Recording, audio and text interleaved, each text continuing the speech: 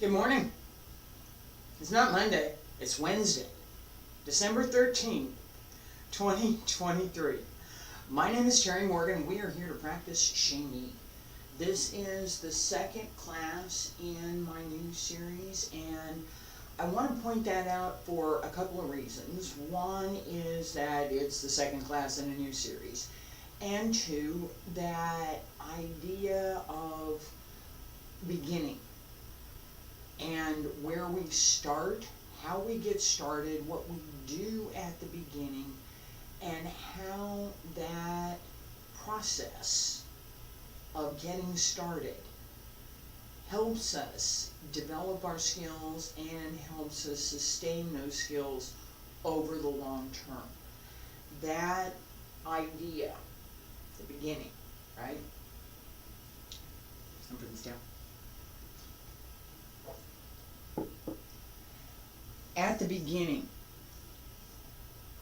when we're first getting started with something, it's all new. It's all new. What do I do with this? What do I do with that? How do I do this? What am I supposed to do over here?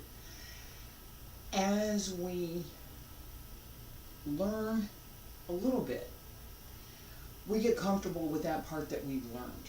We look at it and say, yeah, okay, I know this now. Yeah, that's what this is, right? And occasionally, in my case, it happens, that stops you from learning more. You already know, so there's nothing more to learn because, well, I already know.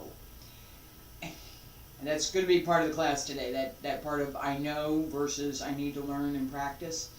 Alright, and if you keep going, you find out, you meet someone, or you come across a circumstance or a situation that you don't know,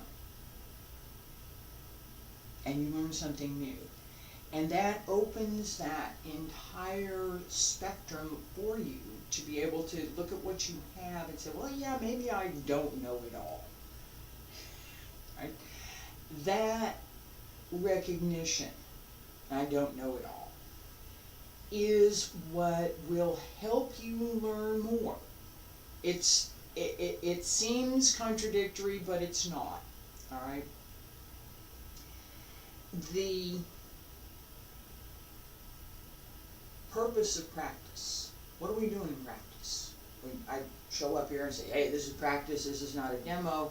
This is not this. This is not that. What is this? This is a lecture. This is what are we doing here, right? As we learn what we should do in each of the movements, regardless of whatever art we're practicing.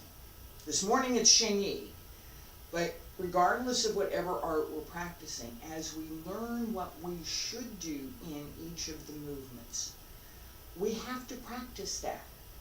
There's the part of thinking I know. Thinking I know. I may not know, but I might think that I do. And then there's the part of actually knowing, being able to do it, understanding what goes on, and more than thinking I know, it's more about I'm comfortable with all of this, and I'm aware that there's much more that I could learn. That development, that level of understanding is what we want to work toward. Not, I know this, and I know this, and I know this, and you can't drink coffee before you practice, and you can't have this before you this, and you can't do that, and you can't do that. You have to do this, and you must do that. That litany isn't going to keep you for 40 years. It's not. Knowing what you're doing, paying attention to the art, paying attention to what you're trying to accomplish in your own practice, that's what will keep you for the long term. Alright, so we have this idea and I'm going to show this because we're working on this, right? And I will tell you that this series will include some classes that will not be step by step. Okay? So, this is not the step by step version. Page 1.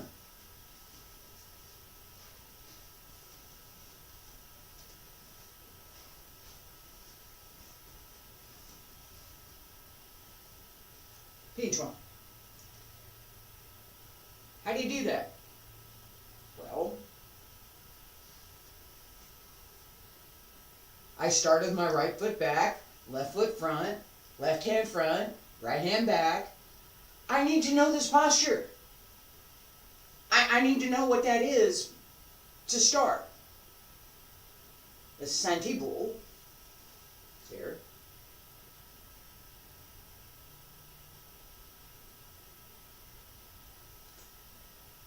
That skill, that what I just did, this one,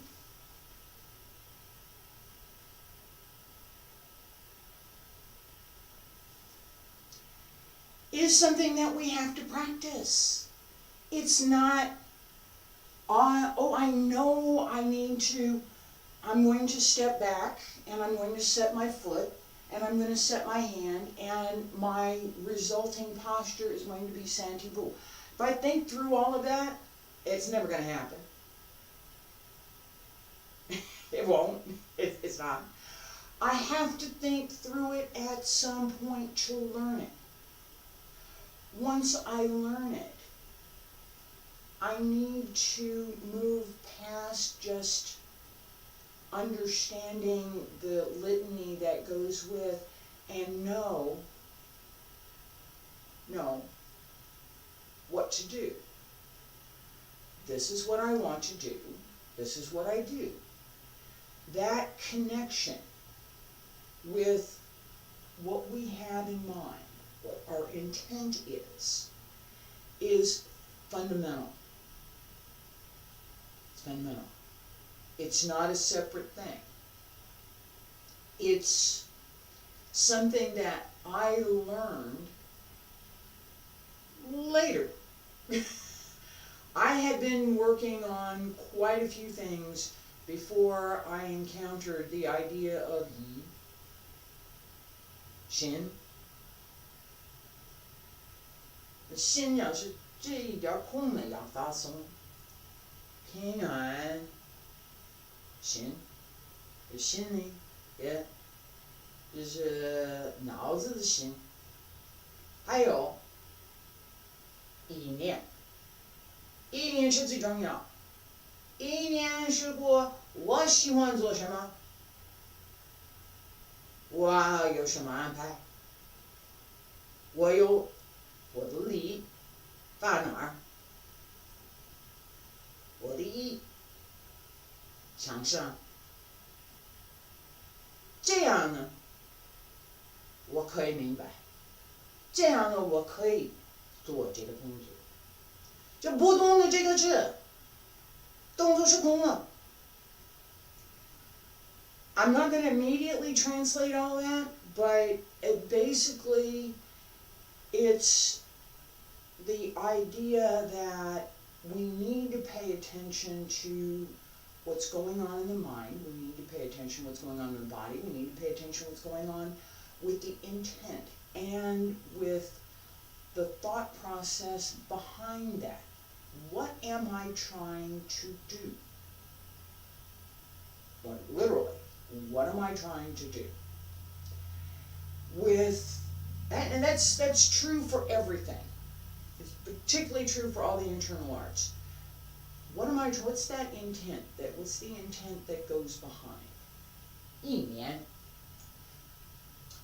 As I said here, just settle in, right? And we're going to do this in just a second. As I settle in to Xingyi bull, I'm going to check my posture. I'm going to check my foot position. I'm going to check that everything is properly aligned.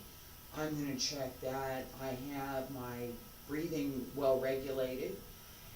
And as I do that, I also want to be circulating the inner energy. I also want to be releasing all of the litany of thought that prevents me from actually paying attention to the whole body movement. If I'm thinking about my shoulder, I'm paying attention to my shoulder. I'm not paying attention to my knee over here, right? If I release that and I pay attention to the whole body, it's open the mind, right? That sense of opening gives me an insight to whatever is going on with whatever body part that I need to pay attention to. So I got a little bit something going on in my shoulder right here. Fix that. And this knee is bothering me a little bit. Fix that. Right? That sense of whole body movement is what we want, particularly with Xingyi. It's everything all together, all at once, all at the same time, all going in the same direction. Poof. That sense of how we move comes from understanding what the movement is doing, understanding the intent behind. It also comes from being still. I talk about that a lot, just being able to stand. With Xingyi, the first practice that we started with, that was everything that Professor Liu taught. The very first thing that he taught was Santi Bu for Xingyi. Alright?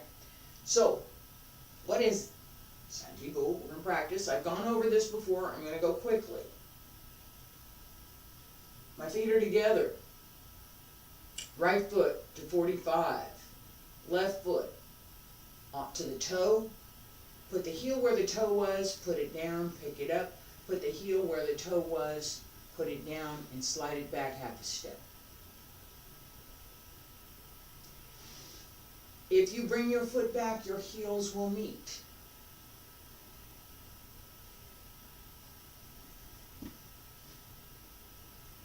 Right here. Okay? This is fine. Right? A little bit wider is fine. Not so much. Because at this point, for this widest step, my legs need to be longer. Even I can do the extension. I can sit back here.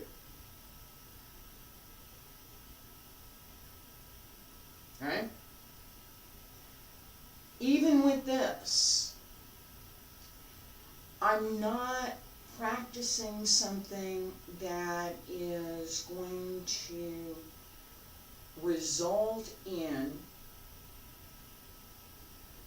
greater strength through most of my movements. This is better for me. Now, that doesn't mean I can't train for both. I could. Why?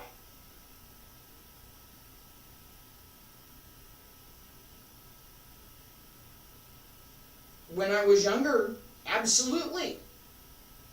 That's why I can go there now.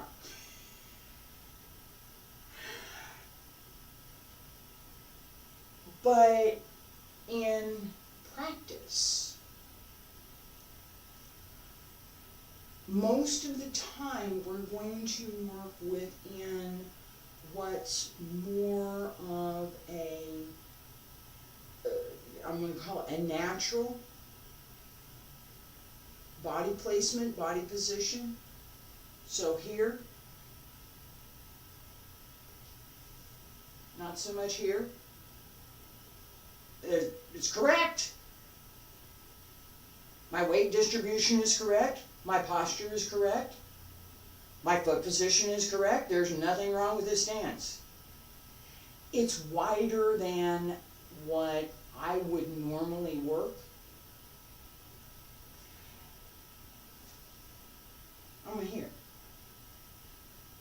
This is more comfortable for me. Knowing that is so very important if you're trying to, especially getting started. Again, I'm talking about fundamentals, foundations, we're getting started. If you know where your feet are supposed to be, you know where your body weight is supposed to be, you can develop the strength to stay there. If you are overextended, you will always struggle to maintain your balance. Correct position for you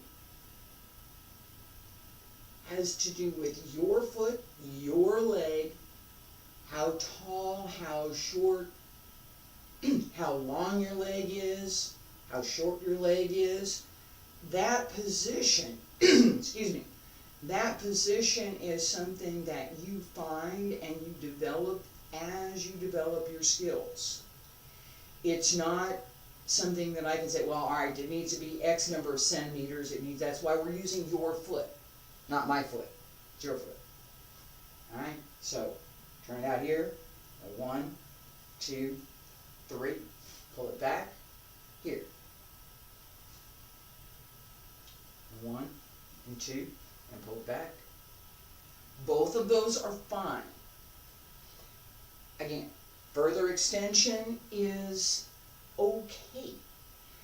If I was 20, and I'm not, even 25, I'm not even close, and my goal was to develop as much extension and flexibility as I possibly could, yeah, I'm probably going to work that really wide stance. I probably am. In paying attention to the intent, that extra wide stance doesn't give us the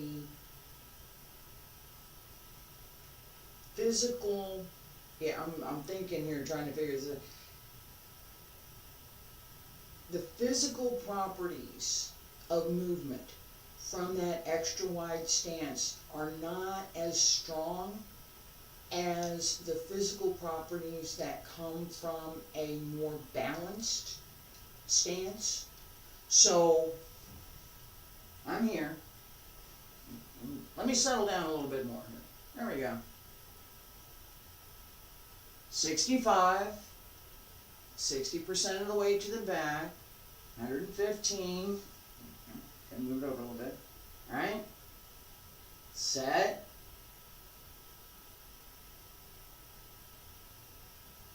I'm never going to develop much strength from this stance.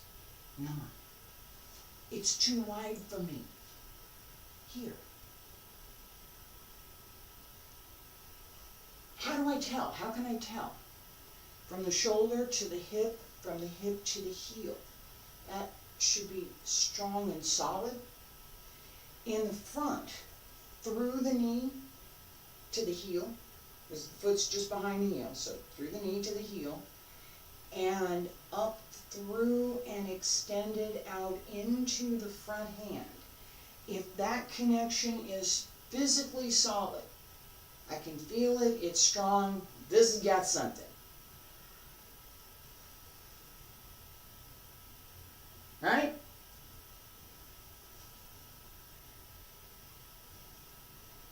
If that is correct, elbow to the knee, shoulder to the hip, body alignment's correct, you can feel the strength to extend it, your position is correct. If not, then your position is not correct. That sense of where is my strength, where is my intent, where might I put my effort? And for this posture, what am I doing with that? Right?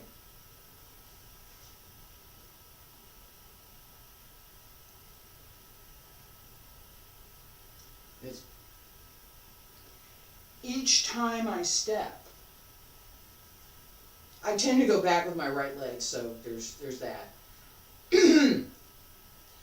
Each time I step, I've paid attention for years to this posture.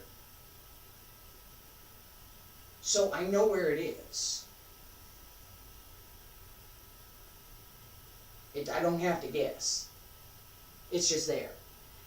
And it is something that I know well. I don't have to think about it. I know it well. That's where I started a little bit ago with this idea that we can know what this movement is. We can know the position, we can know the hand position. The hand should be here, the foot should be here, this should be there, the body should be straight. We can know the litany and not know the movement. Knowing the movement is where we want to be. It comes from going through that litany over and over and over again, so that each time we practice, each time we move into whatever the position is, right? And I keep going back to Santibul. Each time we move into this position, we're internally checking. Am I correct? Is everything good? Does it feel right? Did I hit the spot? Each time you do hit the spot, you reinforce that is correct. Each time you don't, you look for what's not. And my hand's over here. My hand should be over here, right? My balance. I'm leaning forward. I should be set straight with 60% of the weight on my back leg. That correction, knowing what you should do, gives you the opportunity to do that correction. Each time you do that, reinforce it. Stay there. Say, yeah, 60% of the weight on the back leg, 60 on the back leg, 60 on the I've got 60 on the back leg. Keep 60 on the back leg. I'm gonna keep doing that.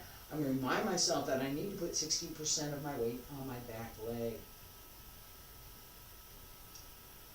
Over time, it becomes automatic. You just know, oh, wait, it's there. It's not, wait, I have to remember that I need to put 60% of my weight on my back leg. Let's see, there's 40, no, that's about 60. Okay, 60% of my weight on my back leg. I did that. I did that quite a bit, actually, at the beginning. As I developed the skill, let me check. Oh, yeah, sit back a little bit more. Okay. Right? To the point that I don't really need to pay attention to it now. That development is the result of practice. It's not the result of me knowing what the difference in those movements is. It's not the result of me knowing how to do, intellectually knowing how to do a particular move. My whole body needs to know how to do it. And it has to be at the point that I don't need to think about it anymore. It's just there. I've decided this is what I'm doing, there it is. With Xingyi, we have 5 elements and 12 animals. 5 elements. P20.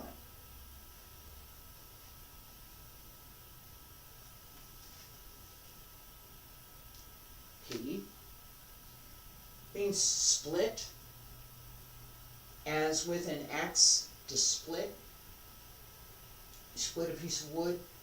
There's a bit more detail that I'll talk about in upcoming classes for Pi, Zhuan, Beng, Heng, Pao, the 5 elements.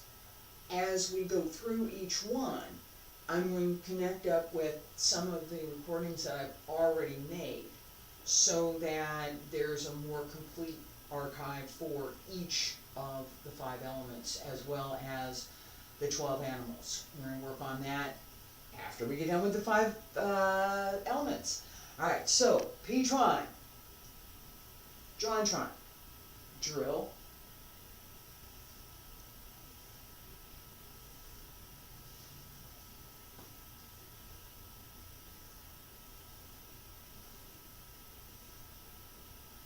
this twist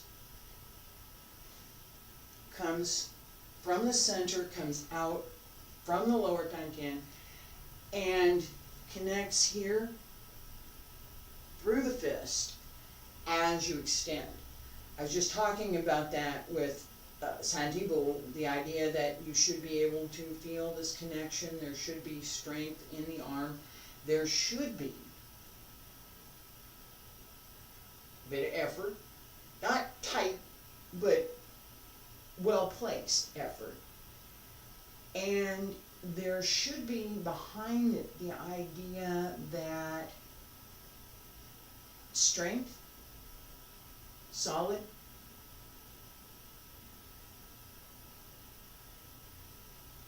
difficult to move.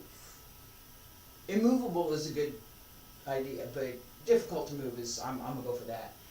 Alright, that sense of being extremely solid and well connected is another one of the fundamentals that we look for in Xingyi. In Tai Chi, we have a different quality of movement, the same with Bagua. The quality of movement, the way in which we want to move, the way in which we should move, is different. It's a different method, it's a different art. And that extends across almost every art. There are some that have similar qualities. There's some things in the Shaolin Lohan system that are similar to what we do in Xingyi.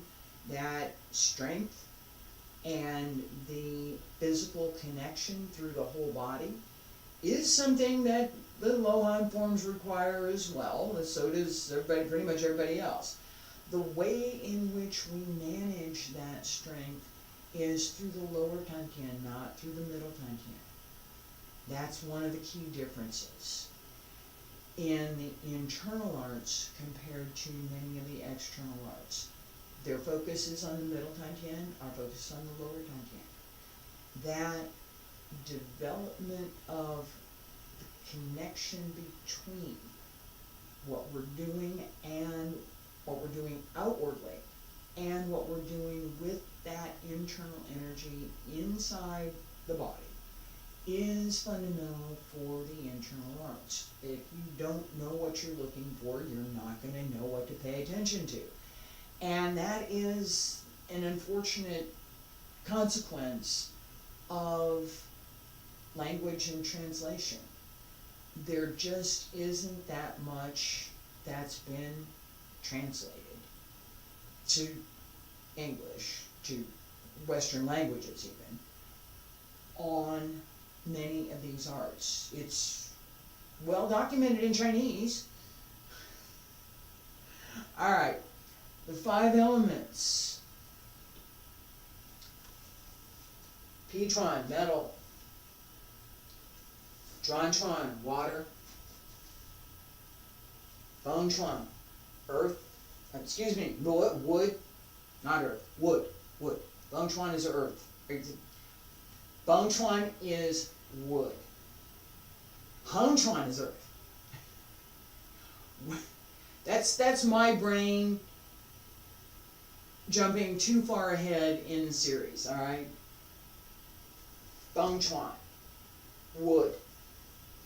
I'm going to do that again twice. Bong Chuan. Bong Chuan.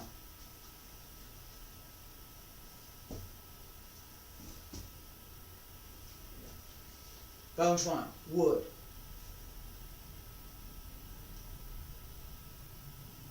Pao Chuan, fire.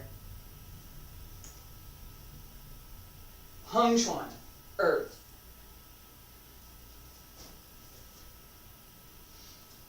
Each of these fist methods, P, split, Chuan, drill, drill, burst, cannon, crossing, Hung Chuan, Pao Chuan, Bong Chuan, Zhuan Chuan, Pi Chuan. Each of these, as I was going through, has several correspondences. Metal, water, wood, fire, earth are the 5 elements that match up with these different fist methods. Each one also has a color and has a particular representation in the body, in terms of the physical body, as well as in terms of the internal body that's represented through traditional Chinese medicine. As we look at what these correspondences are, we can begin to understand some of the approach and the philosophy behind how Xingyi was developed, and some of the aspects that we might be able to apply if we actually have to apply them, right? That combination of technique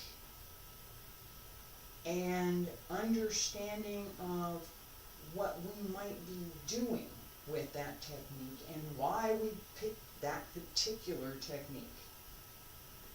All of that matters to whatever we might do in an application, right? So I'm walking down the street and I've got a bag over my shoulder and somebody tries to grab my bag. What I might do is going to depend on where I am, what time of day it is, who it is that's trying to grab my bag, what the surroundings are, and whether or not I have anything in the bag that I care enough about to bother with this person. Right? I'm not going to want them to take my bag. I'm probably going to pull back and do, make a little bit of a turn, do something to stop them from being able to take the bag. Now, that sense of, I know this person is trying to do something that could be harmful to me. I know that. I sense that. I don't have to wait for them to grab my bag. I can sense that as they approach. So maybe I shift my shoulder just a little bit and hold on to my bag just a little bit more and turn away. All right? What are you going to grab, honey? You ain't got nothing. You want to grab this? Right? That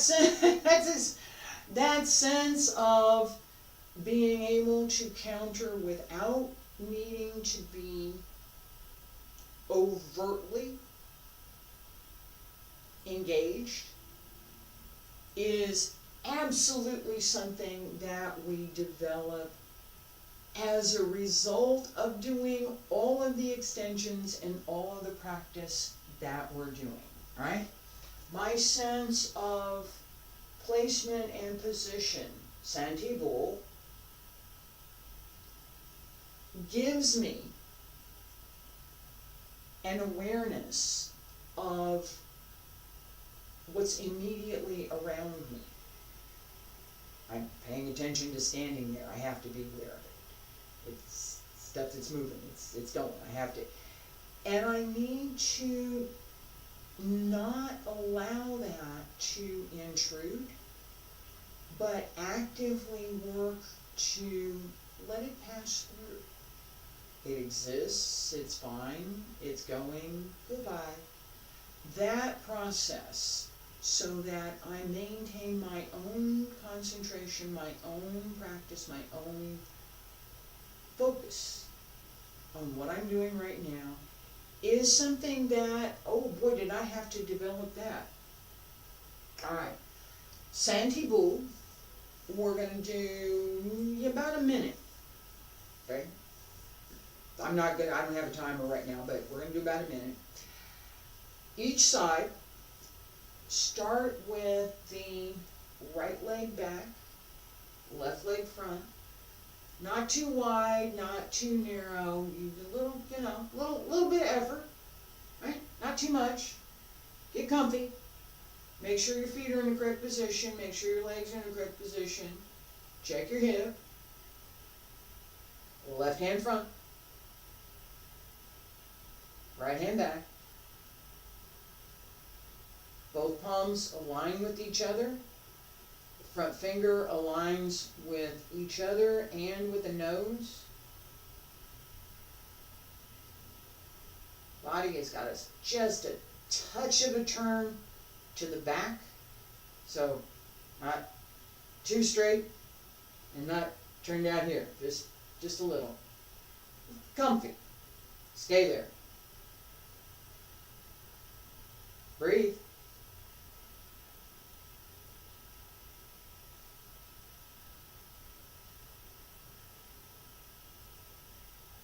Focus the breath in the lower Tanjian. Relax through the back.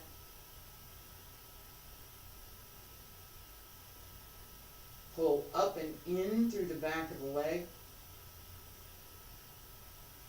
Wrap the front of the leg. Don't keep your weight on the front of the leg. Stays to the back. Pull up through the hip. Connect the shoulders. Relax. Smile. Focus on the connection between upper Tanjian, middle Tanjian, lower Tanjian. Circulate through the small heavenly circle. Up the back, down the front.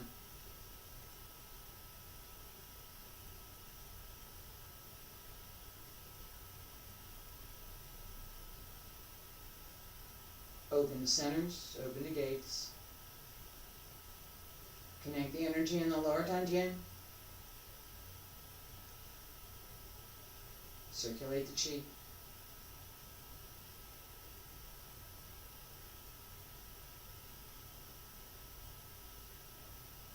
Stay there. Smile. Back leg should be feeling it right about now. Mine does.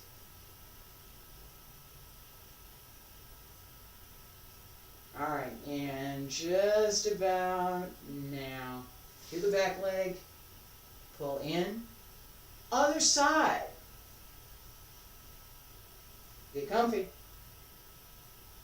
Left leg back, right leg front.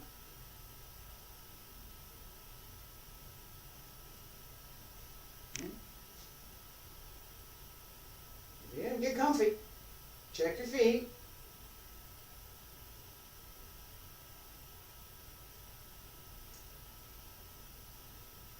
And start. Much better to practice in correct position and check yourself at the beginning.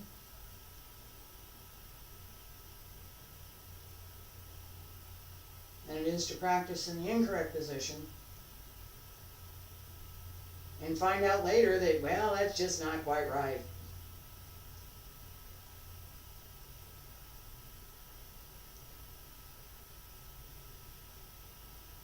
Relax pass through the hip. Keep the weight on the back leg, on the back of the leg, not on the front. It's harder to do than it sounds. Shoulder and hip alignment help.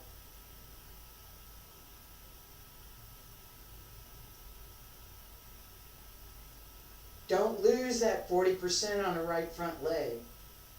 It really does matter.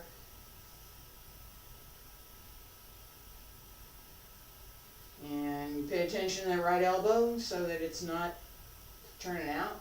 Turn it down, keep it down.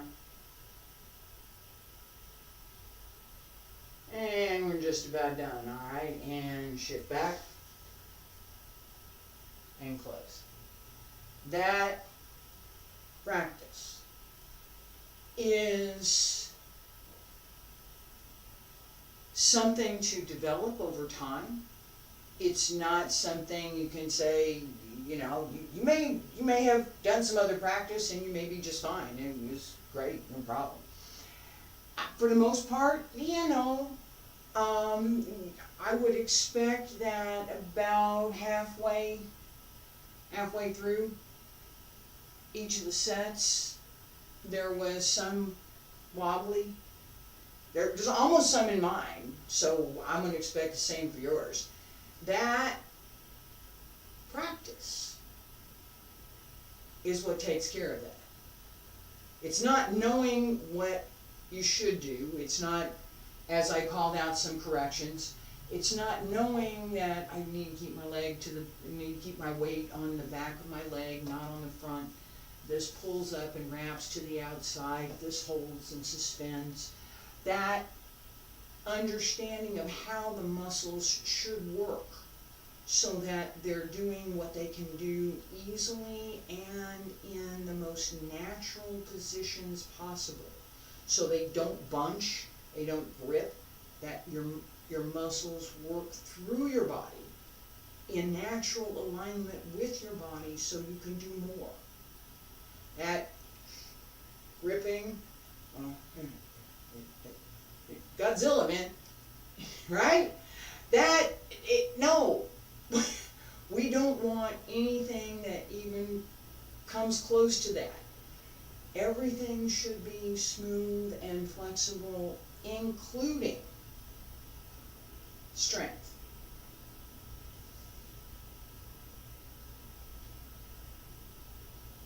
There's a difference between what I just did and this.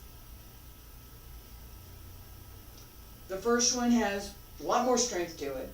The second one did not. The first one and the second one both have more or less correct position.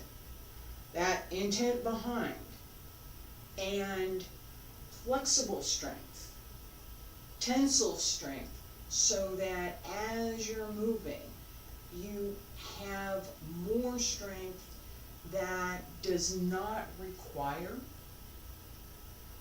that bunching or gripping, so that each movement is smooth and fluid.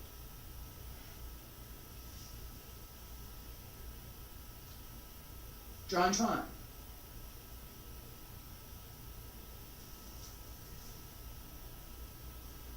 This comes out, there should be strength here. My arm, and I'm going to say this, my arm is never going to be as strong as the arm of a male. So, the vast majority of men will have an arm that is stronger than mine. There's some, not so much. But the vast majority of men, their arm is always going to be stronger than mine. It is the nature of who they are. They're male. That's the nature of what happens. I'm female. That's what happens. All right? That nature is not something that any of us can decide, oh, I'm going to do this one, this, I'm going to do that. What I have comes from who I am, what I've practiced,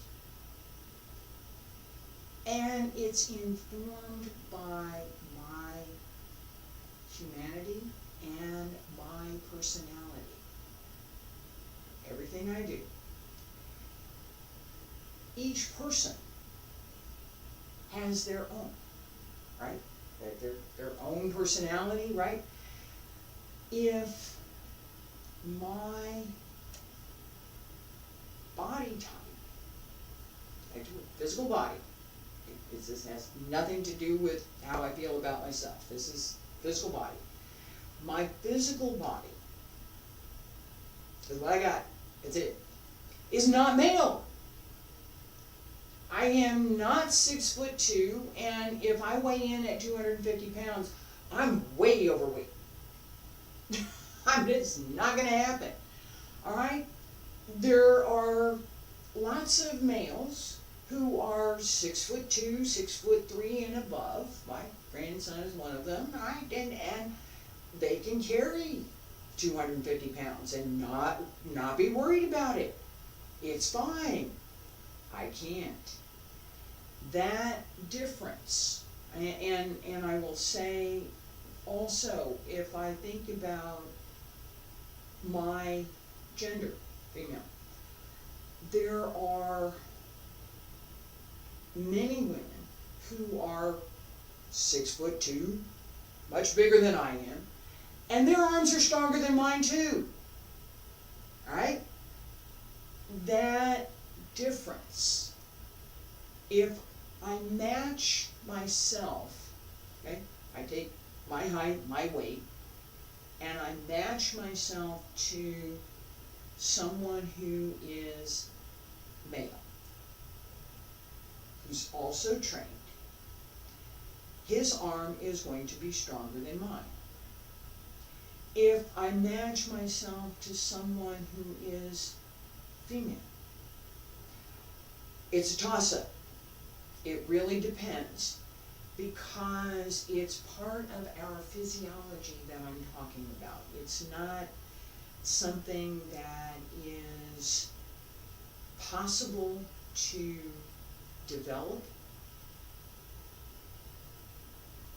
As I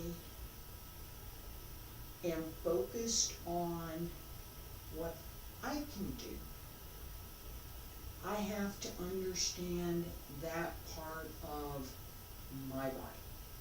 So, what have I got? What can I do with it, right? That sense is unique to each person. When I compare my arm to his arm, my teacher was male, I compare my arm to his arm, and yet I ain't even close. It ain't even gonna happen. The way that the female body handles muscle, the way that the body develops strength, flexibility, coordination is different. It is. It is. Part of it is we can see this in especially some older women like me, right? My estrogen level falls off, and I come across as much more assertive than I was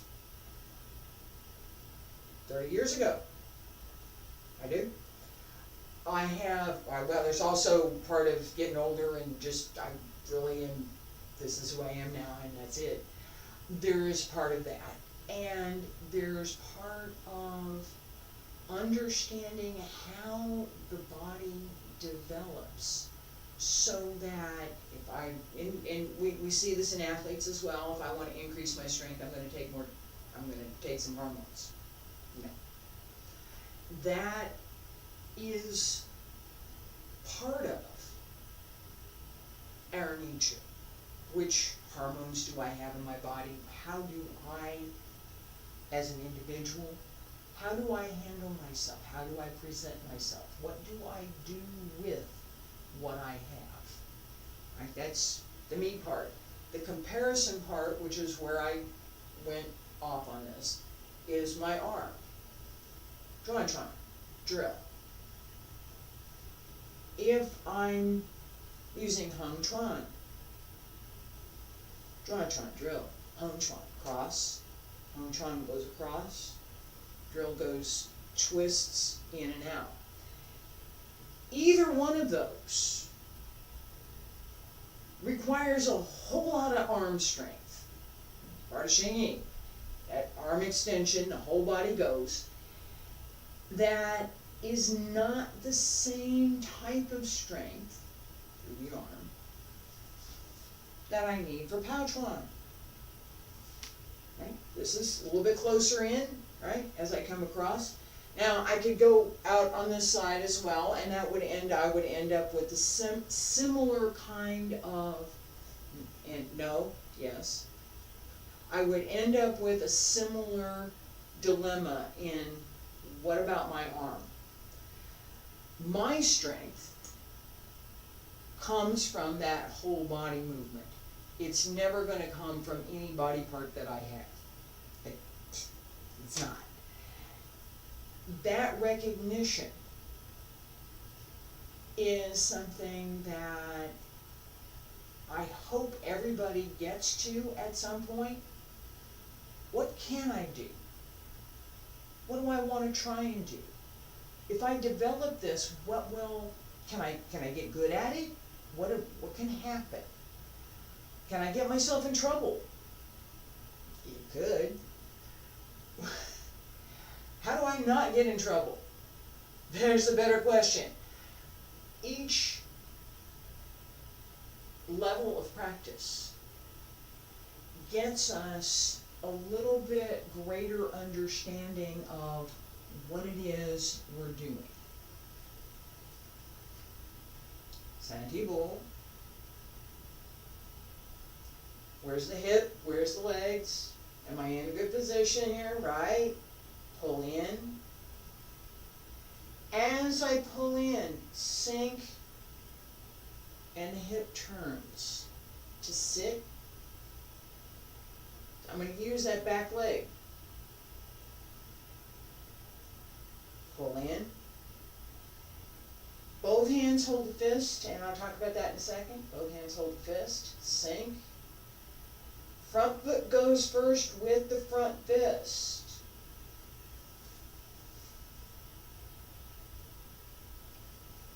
That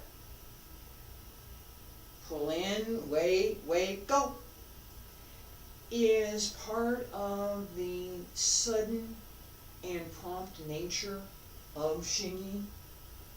Right, and here, as I pull in,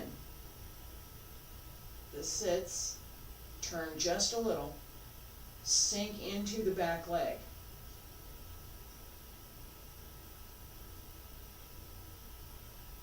Sink, hold it, stay there, hold it, get ready, we're going to move in just a second, and then it's going to be over.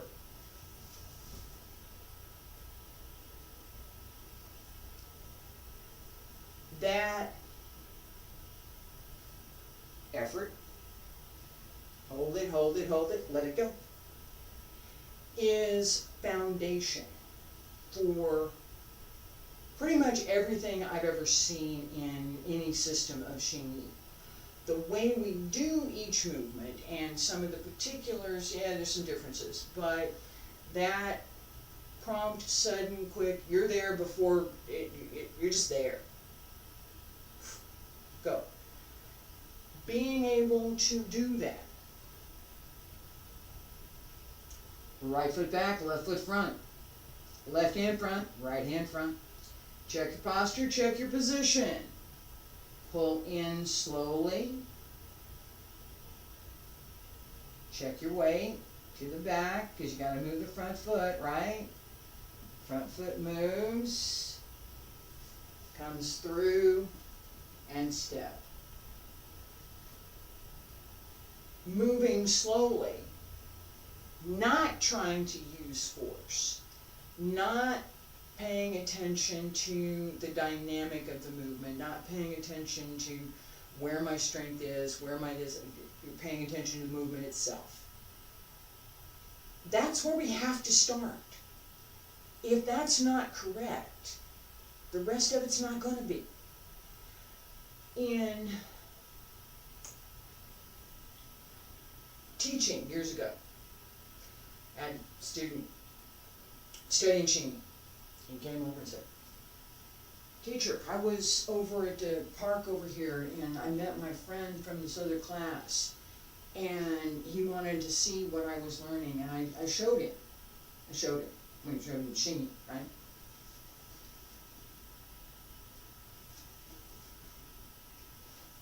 Basic step, P-tron. He said, oh, that's so easy, I can do that. He tried. He couldn't do it.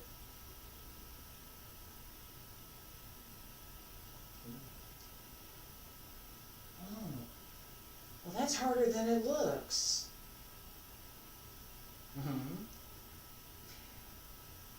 It's not because it's a complicated movement. It's because it's a simple movement. Timing, placement, and then we start getting into the internal workmanship and the level of effort and what I'm doing in the form and how I'm breathing and where my connections are and how I really should work on the timing for this because I was a little bit off there, right? Each time we move, Bong Chuan, there's a part of getting ready that comes long before there's any indication there's going to be a movement. That suddenness, that complete, everything all together, all at the same time, we're going. Connection is part of what we want for Xingyi. Again, we want the breath, we want the long litany, much more comes with. This idea that we have foundations that are part of movement, that are part of the internal workmanship, Nagel, that are part of the energy workmanship, that intent, dynamic, how we move through each movement, so that we also understand what the applications could be, because it's a martial art and there are applications. It's not separate. The martial aspect isn't separate. It's part of each and every movement. We may not see it initially. We may not be able to do anything with it, even if we can see it. We may not be able to do anything with it initially. That development is what we're looking for. So the first time, and I'm closing up here, the first time that I saw Xingyiquan, alright, here's foot, okay, here's foot, this one goes here, yeah, oh, okay, I'm here, alright, now, and this one, okay, this is connected here, alright, this one down here, these two, okay, here's my connection, right, stay here, okay, what am I doing? Just stay there. But I'm not feeling it. I'm just not feeling it. I'll stay here, but I'm not feeling it. Right? That's what I did. That's when I started. I'm not feeling it. I'll stay here. That's what you asked me to. Teacher asked me to do this. That's what I'm going to go do. Because I'm getting started, so I'll go do that. it took a bit more instruction.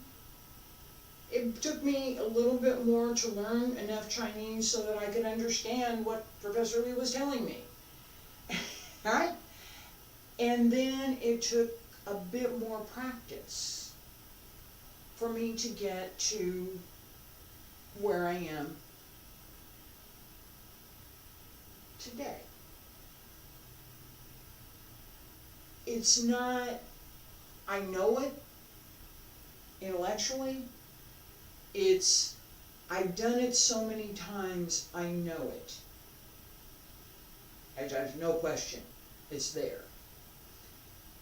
That reflex is part of what we want to develop. How to use it, how to further develop it, that's for a whole other class. Today I covered some of the foundation for Xingyi, this idea that intellectually knowing some facts, being able to recite the litany of things you're supposed to do, doesn't necessarily mean that you know. That jump from intellectual knowing to I know this, it's part of who I am. It's ingrained in me. I just, I can break it down, but I can just do it.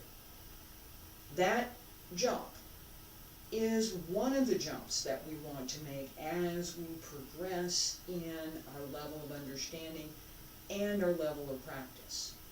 Practice is the only way. It's cliche, but it's the only way.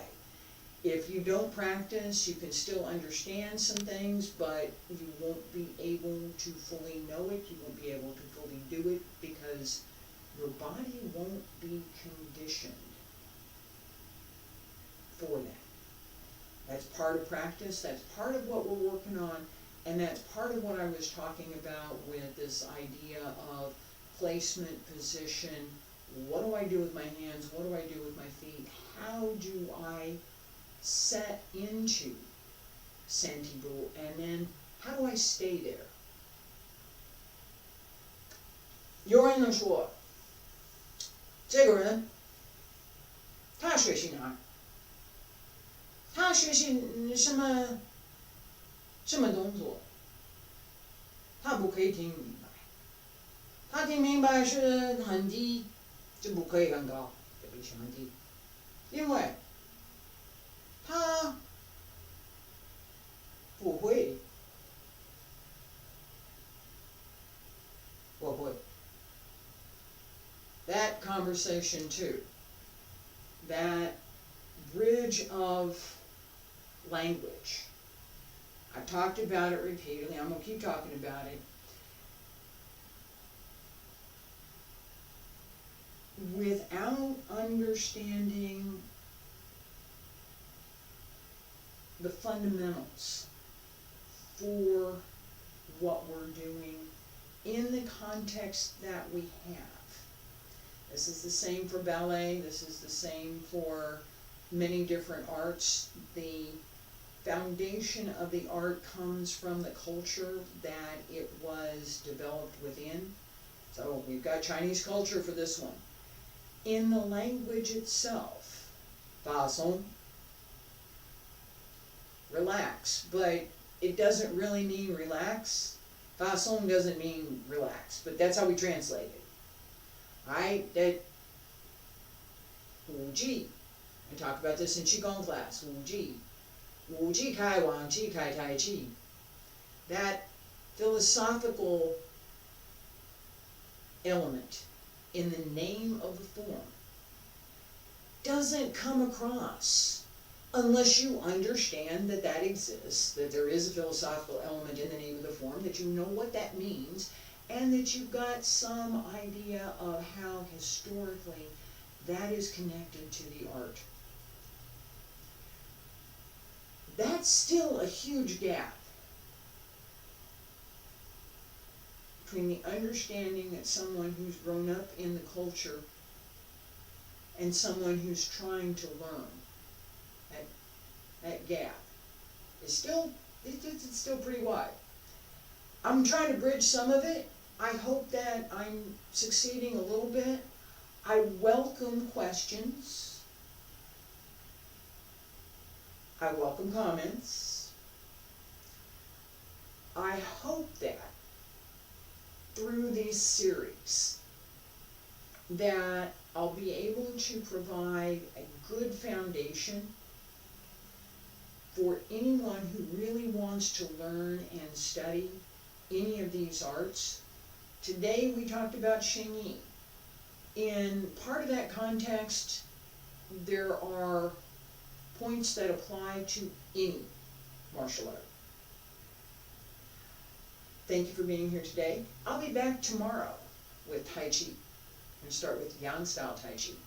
Friday, Wudang Xingyiquan. We're still working on the first set. Thanks for being here.